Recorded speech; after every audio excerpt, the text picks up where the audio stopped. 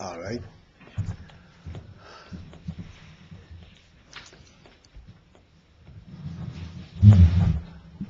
As I was sitting here and I have this graciously prepared cup of tea and I made a bracha, it occurred to me that I want to take a few minutes just to discuss an insight regarding a bracha. Before we eat anything, make a bracha.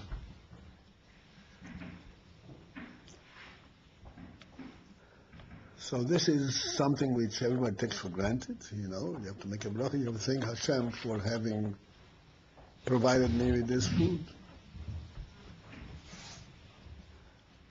But it happens that the form of the bracha does not even state that. The form of the bracha is not, wow, thank you for giving me this bread, or giving me this apple, or this water. It acknowledges that Hashem created bread. Moitze lachem min haaretz, or Beire pri ha'etz, He creates the fruit of the tree. What is really the significance of a bracha? If we go a little bit deeper into it, a little bit with greater personal significance.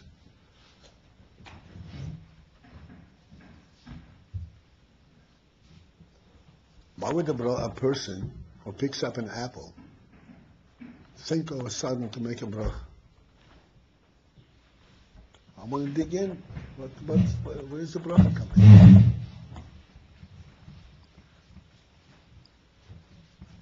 There is a profound human element in this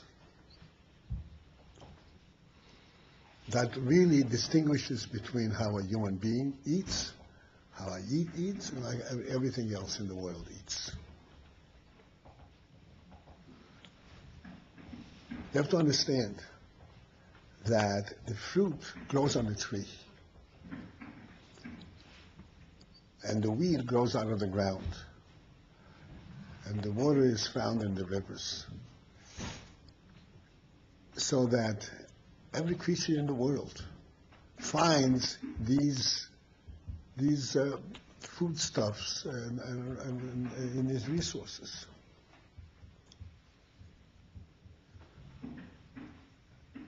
And Hashem had somehow distinguished the human being from everybody else, from all the other creatures.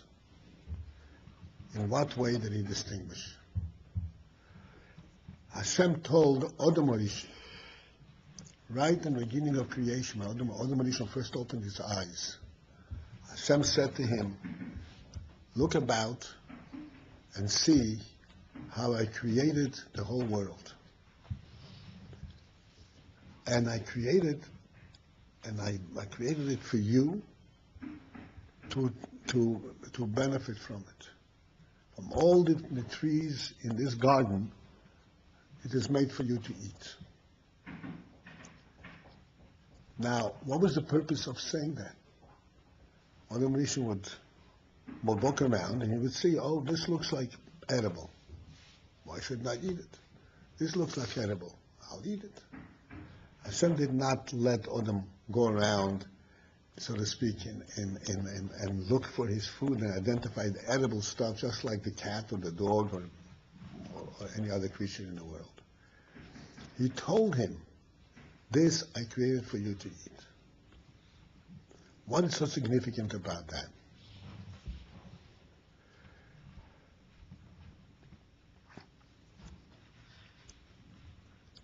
The human being, as distinct from everything else in the world, stands in the world to represent God Himself. The human being was given a soul, a neshama, that is a completely different quality than everything else. His neshama is not just giving him physical life, but gives him a godly perception. So you take a godly neshama and you put it into the body, And now you say, okay, roam the world just like the cat does. That's an insult. You can't do that. So Hashem said, I'm not doing this thing. Everything that you need in the world, you will take it, I'm presenting it to you. So if you're going to eat an apple, it is because I am presenting the apple for you to eat. So when Adam eats, he's not eating fruit of the tree, he's eating the fruit from Hashem's hand. Hashem serves it to him. And this goes for everything else. When we drink water, we don't drink water that we find in the well. We drink water that Hashem created with His words. That is the significance of the bracha. It's important for us to understand that we are of a different caliber of presence in the world than everything else. We relate directly to the Creator. Our life represents the Creator's presence in the world.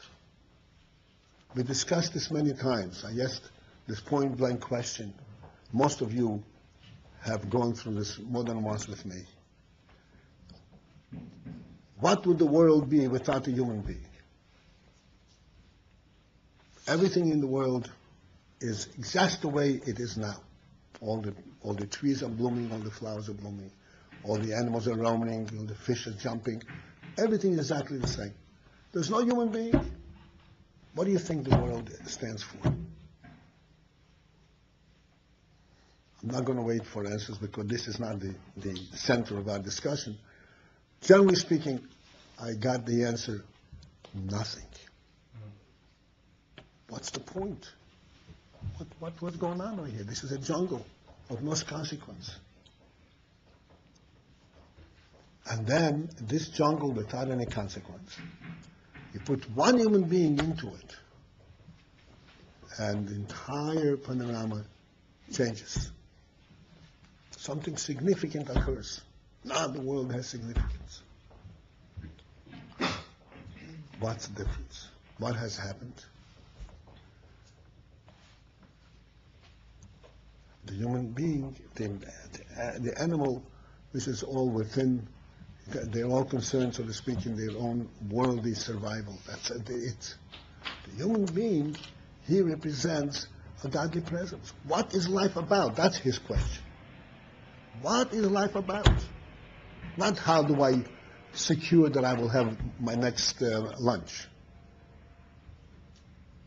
What is life about? I mentioned many times what the Medrash says, but Avraham Avinu, when he was walking around and doing his, so to speak, his mental agony, looking for some kind of a meaning, what's going on, and the Gemara says, what was the question that Avraham Avinu posed to himself? That if I find the answer to that, then I will find, so to speak, peace. What was the question? His question was, is there a manager, Balabayis? Is there an owner to this edifice? Is this just no man's land? Or is there management? Is there an owner? Was this built for a purpose? Is this a home or is this a house?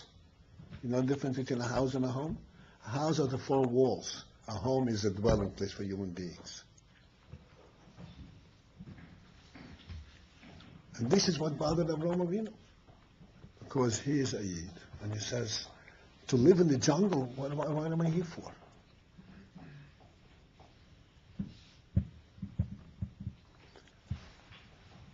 This is the meaning of a bracha. You pick up a piece of food, the first thing, you hold outside and says, are you going to eat food that you found on the ground, or are you going to eat food that Hashem provided you with? Are you going to degrade yourself to the level of a cockroach who crawls on the ground and eats whatever comes his way? Or are you going to stand up like a human being and wait for Hashem to tell you what you're supposed to do?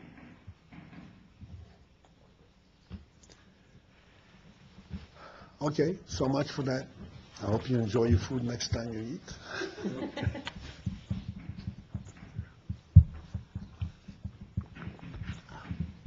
Okay.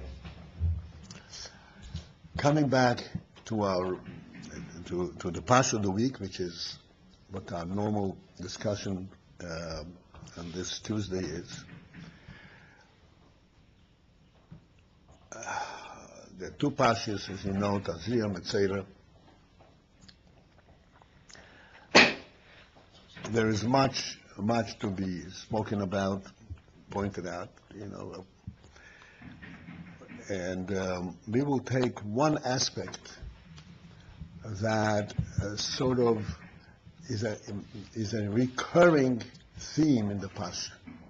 Recurring, repeats itself. Wherever you open, you see something of that nature. And that is really a very interesting phenomenon.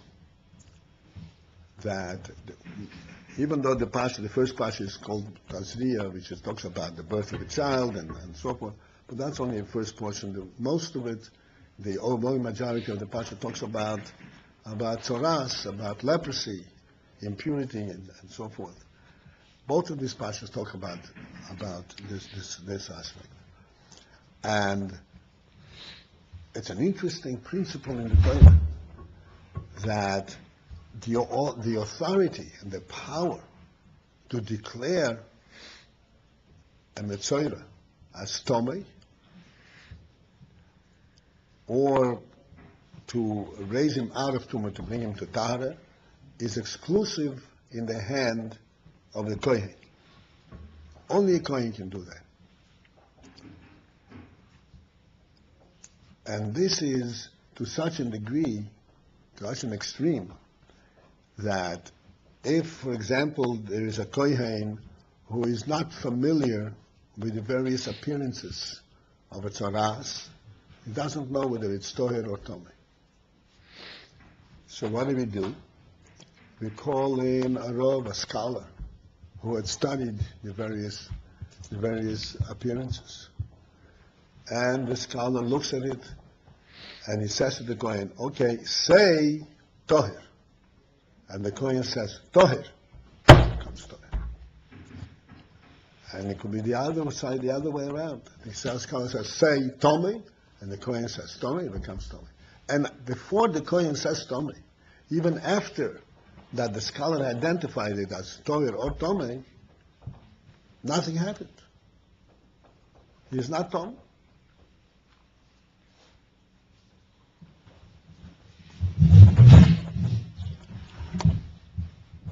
Later on, you'll see when you talk about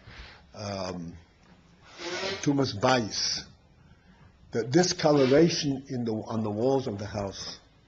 For those of you who probably remember from last year, you know about that the house, the Torah talks about a house, that the walls of the house, the brick become discolored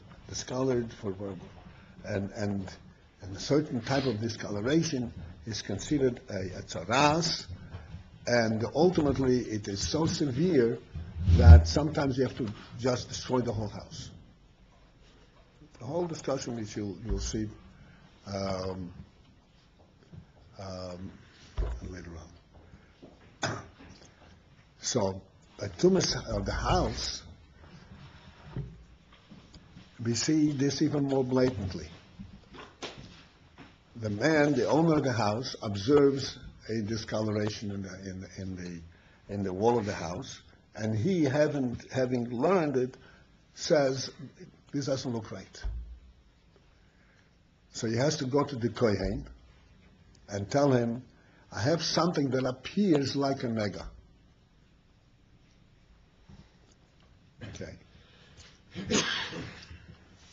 The Kohen then instructs the owner of the house to empty out the house, to take everything out of the house, before that the Kohen enters the house. That's what the Torah says. What's the point? What's the purpose of taking everything out of the house? The point is that if the Kohen comes into the house and he identifies it as a nega or a possible nega, then everything in the house becomes tomei.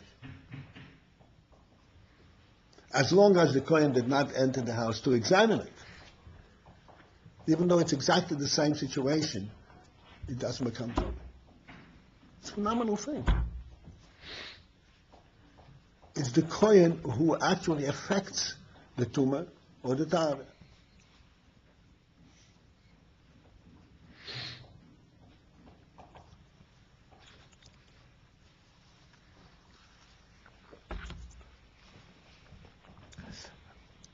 So clearly, so the Rebbe discusses this, and it discusses Chassidus a lot. In particular, Sikha, the Rebbe discusses this.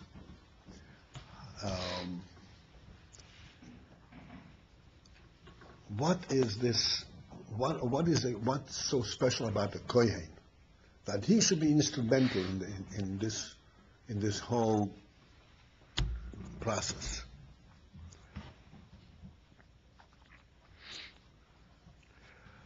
And the Rebbe says like this: when it comes to making it toher, on the positive side, there we can somehow understand the relationship between the Kohen and Tahara.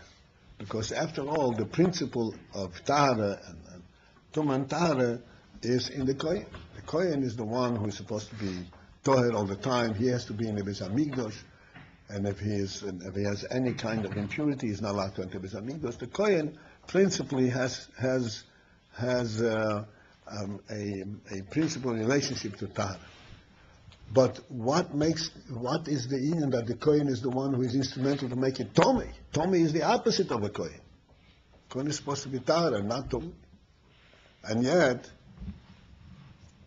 even to declare it Tomei, you must have a Kohen.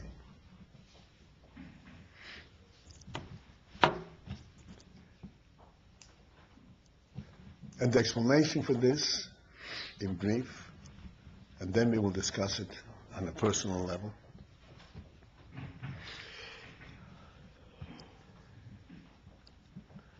The quality of the Kohen, but it says Kohen is ha-chesed. Kohen is ha-chesed. The nature of the Kohen is the element of chesed, of goodness and kindness. This is why the Kohanim have the capability of giving brachas. The Kohanim give brachas through the evening, and not bichas Kohanim. Why bichas Kohanim? Because only the Kohen has that capability of giving brachas. Because in order to give a bracha, it is not enough to say the words. I remember there's a sikha from Friedrich Rebbe, previous Rebbe. The previous Rebbe came to America in 1940. Before that, he visited America for a short while, about half a year. Then, 1940, he came here, and he was already, like one would call it, an invalid. He couldn't stand up. He was a physically broken man. And he immediately set to work to bring America back to life, so to speak. So among the things that he said, and I remember the sikha that I wasn't present, of course. I read the sikha where the Rebbe says how disgusted I am, just like that. In Yiddish, how turned off, how disgusted I am by the cold American, how are you? Okay. How are you? It says, the greeting in America is, hello, how are you? And the one who is saying the words doesn't even know what he's saying. He's not even paying attention to his own words. This is, so to speak, a cultural niceties. If you say hello, you have to say how are you. But do you really have the time to wait so that the person will tell you how he is? Excuse me, I'm in a rush. I don't have time for this. Huh? How are you? Goodbye. Right, exactly right.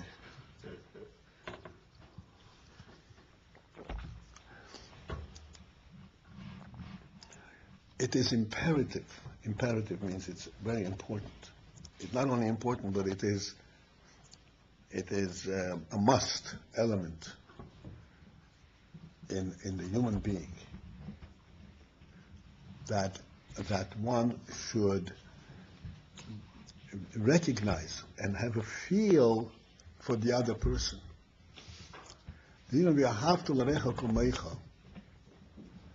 It's really a phenomenal statement in the Torah. It's a commandment.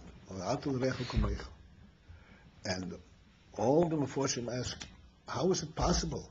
A person is closer to himself than to anyone else. How can you say komoicha? Everybody knows the translation of the words? Komoicha means like yourself. How can another person be like yourself? And yet, this is the miracle of the Jewish soul. This is the miracle of the Jewish intellect. That Hashem has, so to speak, put himself into the Jewish mind. That he is capable of actually, so to speak, dissociating himself from his own personal prejudices, personal interest, and see things as they are, in truth.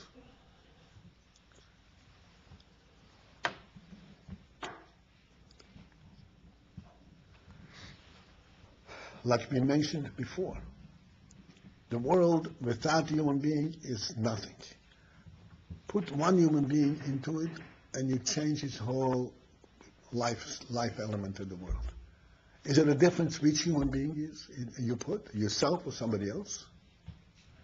Every Eid represents that quality, that truth. Every Eid is the source of life for the whole world.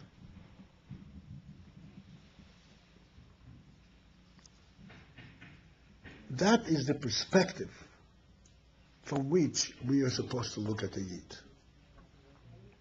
Not in terms of me versus him, what do I like, what kind of apples does he like, and what kind of potatoes I like. It is the reality element. The Kohen, this is what the Kohen especially was blessed with, that he is able to see and to connect, truly connect to the other Eid. And this is why he has the capability of giving brachas. The bracha, bichas kohanim, is not merely giving a bracha, my wishes. Bichas kohanim is bestowing Hashem's brachas on the people. That's what the Kohen, Yevarecha Hashem v'yishmerech. Yoel Hashem ponav elecha v'yicholech. Yisro Hashem ponav. He's bestowing Hashem's brachas on the people. In order to do that, he has to really be into it. He can't just say the words. The Kohen has that capability. Kohen has that sense of Avos Yisrael, on Isaac Chesed.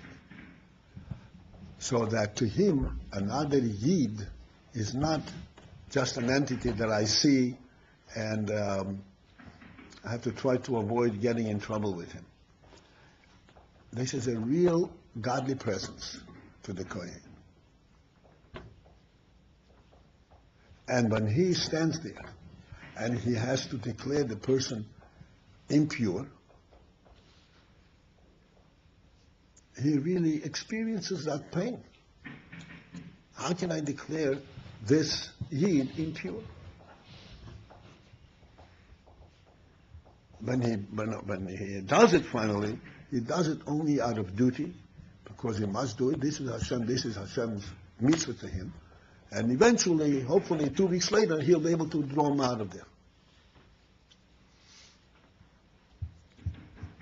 This is the meaning in the pasuk. For all these inyanim of tumah and tahara, of impurity, please understand what tumah and tahara, especially tumah and tahara, that these two parshas speak about. The Metzoirahs. There are all kinds of different levels of tumah and tahara. The person touched a dead body, he becomes a tumah.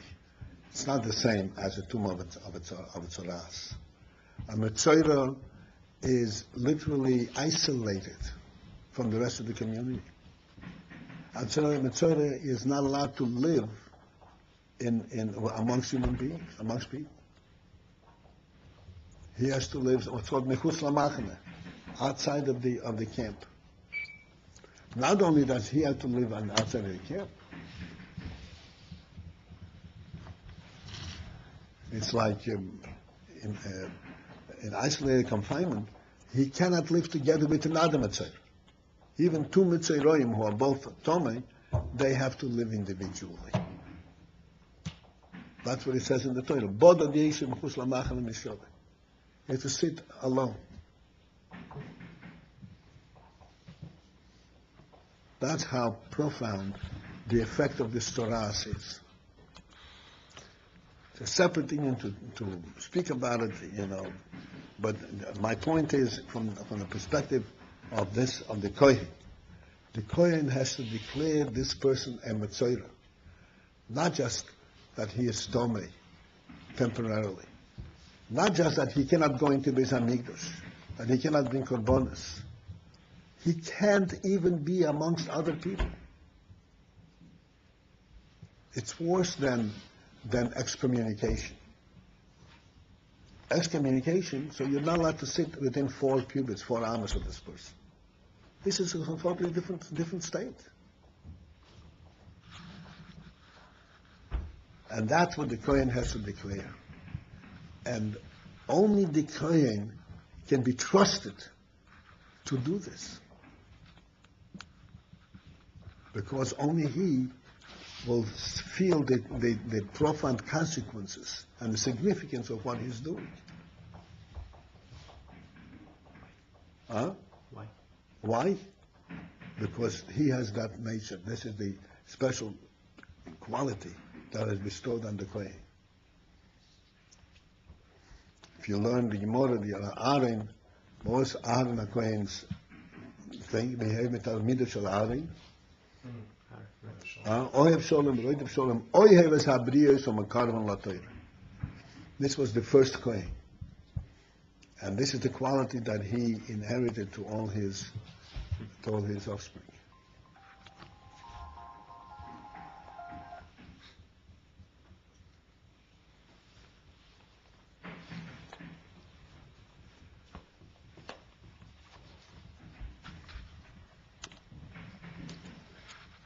All right, so this is the point that the Rebbe explains in the Kohen and so forth regarding the leprosy and so forth. Now, as we always do, this is absolutely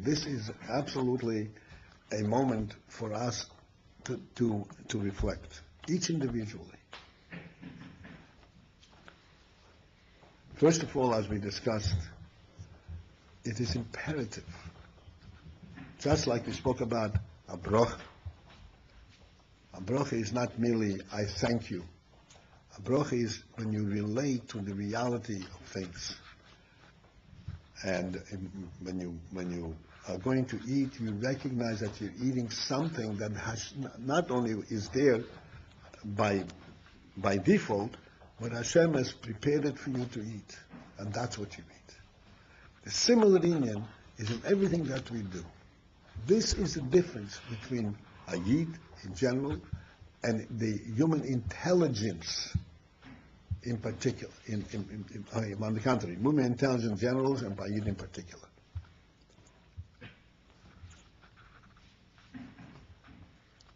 What is the difference between how our intelligence identifies things and how an animal would identify things?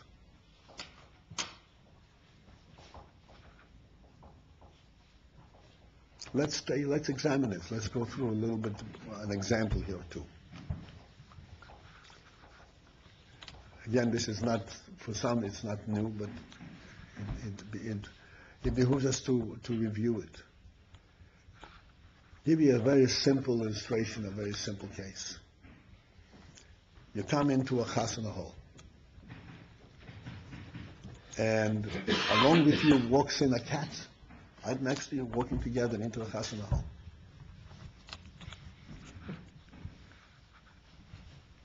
you, lahavdil, both observe the same thing. Tables and chairs, and food platters, and a whole ado. What does a human being observe, and what does a cat observe?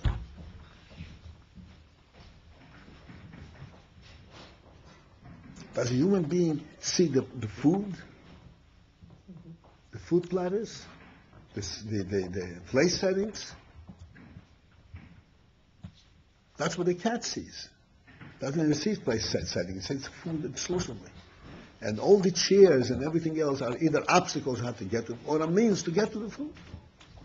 That's all it's all about. What does a human being see? Immediately, he sees something human. He doesn't see all of these physical things. He sees what is going on. Something very special is going on. Something has to do with human, with the neshama thing, with something that is being celebrated, something of a completely different quality. In other words, the human intellect, without knowing anything, immediately reveals to him the deeper and the more significant aspect of what's going on. Not the surface, but what is behind it. What is the meaning of it?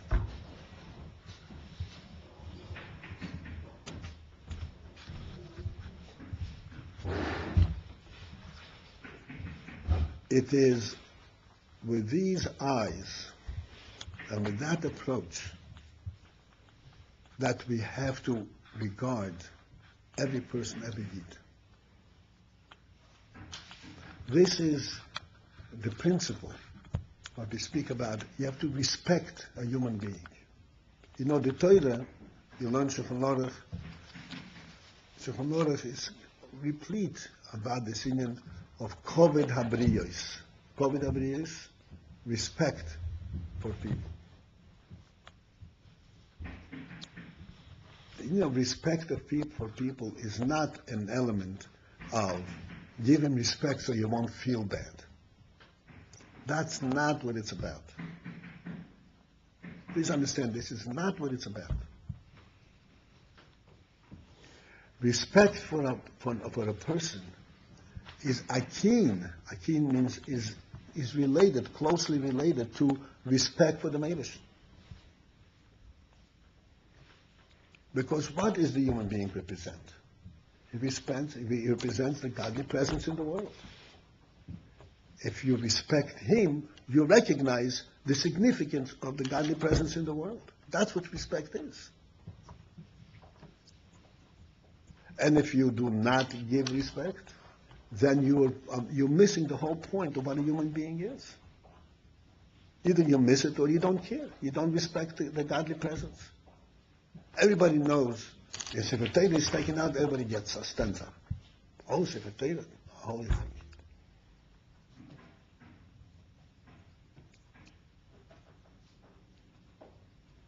The Gemara says, how foolish are the people who stands up for a Sefer Torah and they don't stand up for the Talmid Chacham.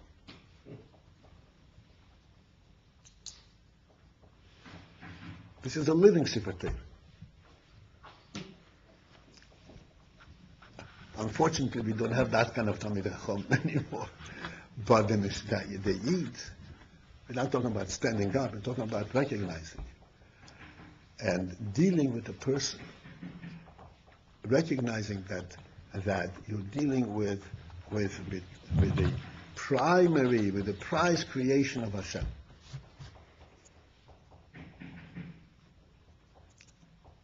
And any misrepresentation, any disrespect is a direct affront to his Creator.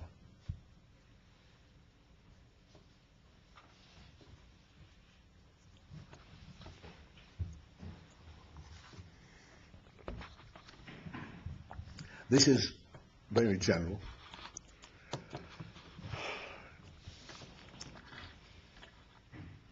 Then we can further reflect from this on a deep, practical and personal level.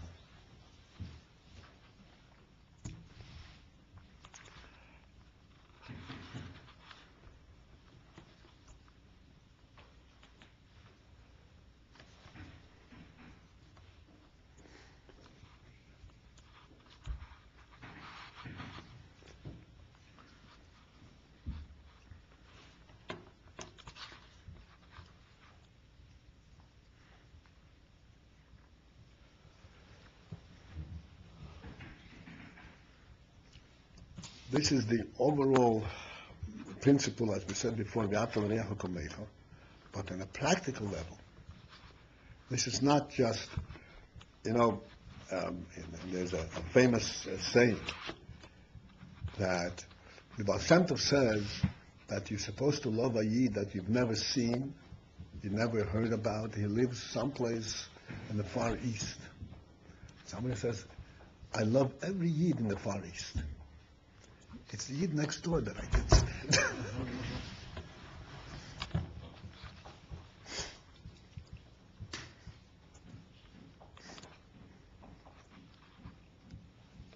It says it is really obligatory for us to reflect and understand what a Yid is. We have to respect ourselves as well, also because of the same factor.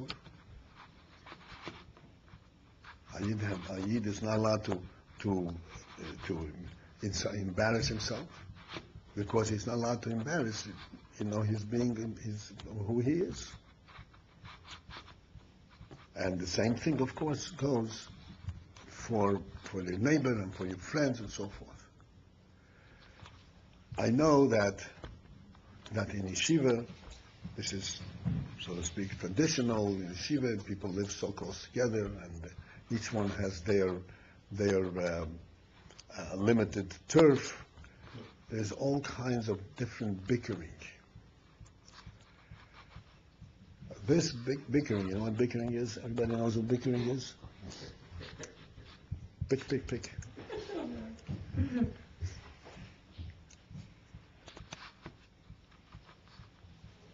Bickering means, look at this guy. Look how he spreads out his legs.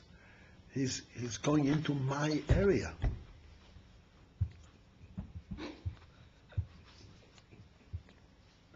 Can't you keep yourself in your place? What's going on here? This watch.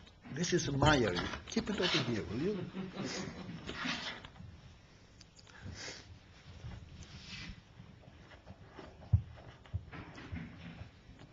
It sounds funny. You know why it's funny? Because you recognize it, right? It's really surprisingly very little here, though, among us. Baruch Hashem. Do you realize that over here, Baruch Hashem, at this point, we have a lot of life's experiences every time I come here. I come here, we just want to get through it and get back to life. But it is important, whether it's here or after we graduate here, it is important to understand how the reality in which we live. This is what Jewish life is. Right now you're saying that it happens very little, Baruch Hashem. I've been through here several years, and there were times when this was a real problem. So I hope it's not a problem because we outgrew it. That would be wonderful.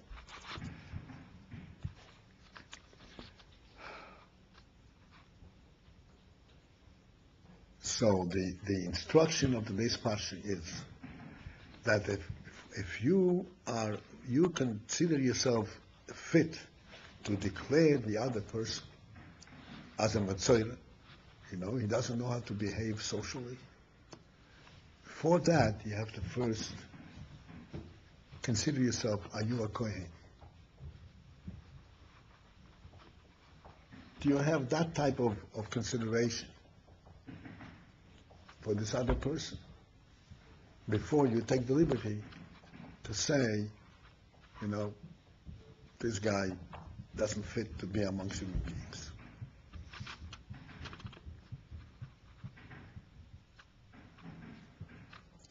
This is straight directed from the Torah itself. The Rebbe always says, Torah, the word Torah means Hera. Hera means directive. Something that teaches you how to live and how to behave. We once spoke over here, as I recall it, the Gemara says, Chochma yesh bagoyim ta'amin, Torah yesh bagoyim al ta'amin. Do you remember that? Huh? Last week. So I remember speaking about it. The Gemara says, Chochma yesh bagoyim, to say that by goyim there is wisdom, no challenge. Yes, it's very likely there is wisdom. That's right. Torah yesh bagoyim, that by goyim there is Torah, that is not the case. There isn't Torah. What's the difference between Torah and Chochma? Torah is Chochma. This is precisely the difference. Chochma is something which can identify things philosophically, academically. Torah is that which identifies things and commits you to that reality. It says, this is the godly reality in which I live. That's Torah. That is a completely different challenge. This is why in the world, we know historically, going back to the Greeks, to the ancient Greeks, the big philosophers, world-scale philosophers, Aristotle and Plato and Socrates, whoever else. What did they create? What did they create? Idol worship, all kinds of perversions, all kinds of sicknesses, moral sicknesses. What did they create?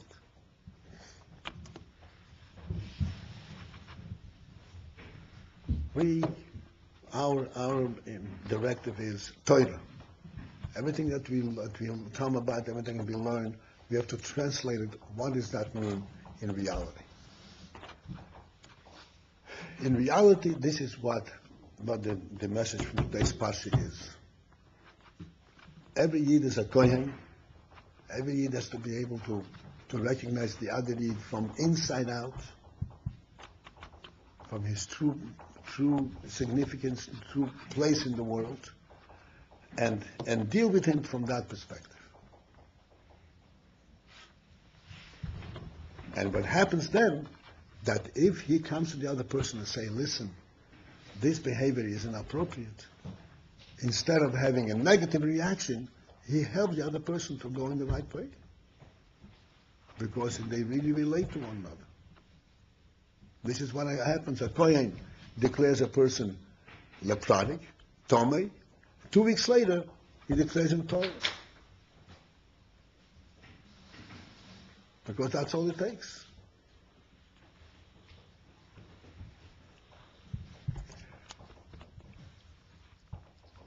And thus, as we go through these parshas, a lot of painful moments and so forth, we should always reflect, what do I draw from this? And how do I understand the action of the Kohen, who is not going to the house until they have emptied out the whole house?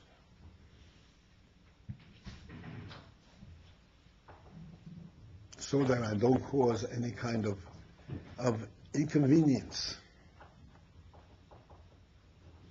As Rashi explains, you will see, there is no real damage, real loss. It's just inconvenience that things become an atome. And even that the Kohen is careful about.